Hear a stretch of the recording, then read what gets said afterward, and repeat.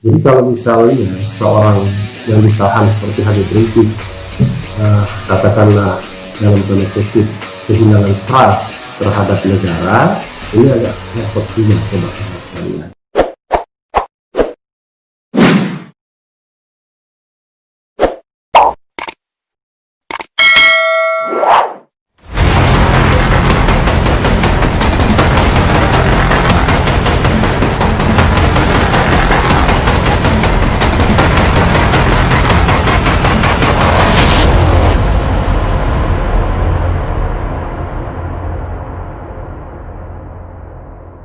Assalamualaikum warahmatullahi wabarakatuh, sobat RH sekalian. Jumpa lagi kita di channel yang keren ini, keren cadas. Saya memakai kacamata cadangan ya, bukan kacamata progresif, karena rupanya kacamata saya tertinggal di suatu tempat, nanti akan diantar. Tetapi saya ingin membacakan ini berita mengenai sidang pra peradilan Habib Rizik yang banjir teguran hakim ke polisi dan ke pengacara ya. Sidang pra peradilan Habib Rizik selesai, banjir teguran hakim ke polisi dan pengacara. Kita bacakan ya. Pengadilan Negeri Jakarta Selatan sudah selesai menggelar sidang pra peradilan penetapan tersangka Habib Rizik Syihab Rabu 6 Januari 2021 sore sekitar pukul 17.20 waktu Indonesia bagian Barat. Dalam persidangan ketiga ini, hakim kerap menegur tim pemohon dan termohon karena saling keberatan dan menanyakan pertanyaan yang telah dijelaskan saksi. Hakim Ahmad Sahyuti menegur tim pengacara Habib Rizik selaku pemohon dan bidang hukum Polda Metro Jaya selaku termohon, lantaran keduanya kerap menanyakan pertanyaan yang sudah dijelaskan saksi. Hakim menilai pertanyaan itu hanya membuang waktu saja. Misalnya saat pengacara Habib Rizik Alamsah Hanafiyah bertanya pada saksi tentang berapa kali saksi mengikuti kegiatan Maulid Nabi saat pandemi. Saat saksi menjawabnya, termohon pun mengajukan keberatan pada hakim karena menganggap pertanyaan itu sudah di luar konteks. Hakim lantas menolak keberatan termohon karena menganggap pertanyaan itu masih berkaitan dengan fakta acara yang mana saksi menghadiri kegiatan Maulid Nabi.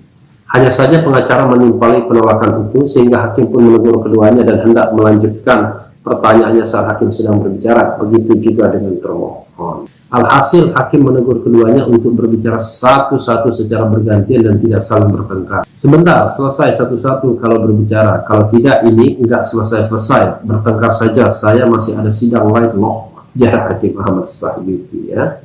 Mudah-mudahan hakimnya adil ya, diberkati oleh rahmat Allah yang Maha Kuasa. Hakim kembali menegur pemohon dan termohon manakala keduanya terlibat saling adu argumen, khususnya saat termohon menanyakan pertanyaan yang sudah dijelaskan saksi di persidangan.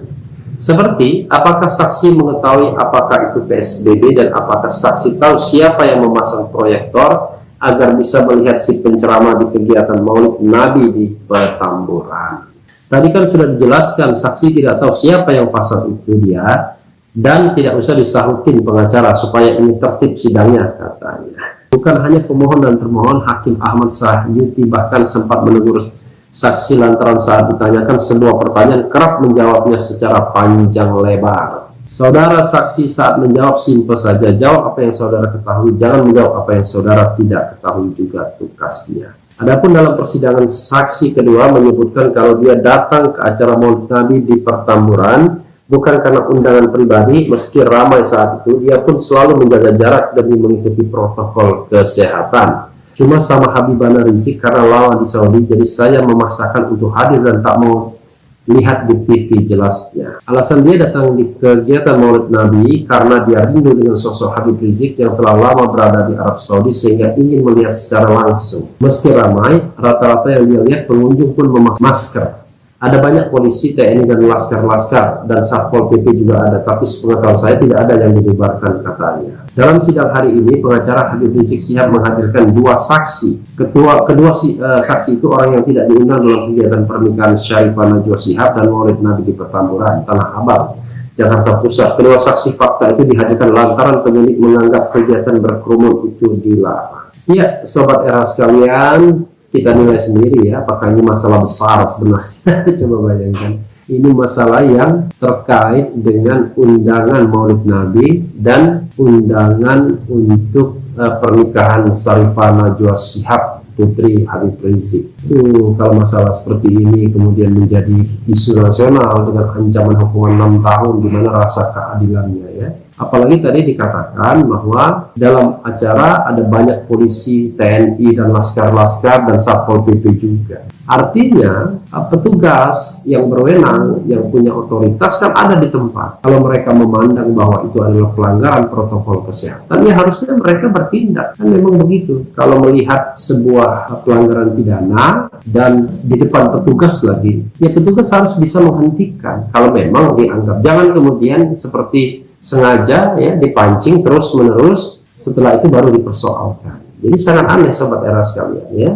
Di situ ada Satpol PP, ada polisi, ada TNI. Ya harusnya paling tidak Satpol PP, karena ini PSBB, memperingatkan. Kalau Satpol PP tidak mampu, kan ada polisi untuk membackup. Kalau polisi juga tidak mampu, masa sih polisi tidak mampu, maka ada TNI juga untuk membackup. Jadi menurut saya, sobat era sekalian, memang terlalu berlebihan kalau hal-hal ini dipersoalkan, apalagi diancam hukuman yang tidak tanggung-tanggung, yaitu 6 tahun penjara. Bayangkan ya, sementara kerumunan di Megamendung itu diancam hukuman 1 tahun semua, baik pasal 93 tentang kekarantinaan kesehatan maupun undang-undang tentang penyakit menular. Dan memang tidak dibutuhkan lagi yang namanya alasan untuk menahan, karena alasan menahannya sudah dalam tanda kutip dimasukkan ke dalam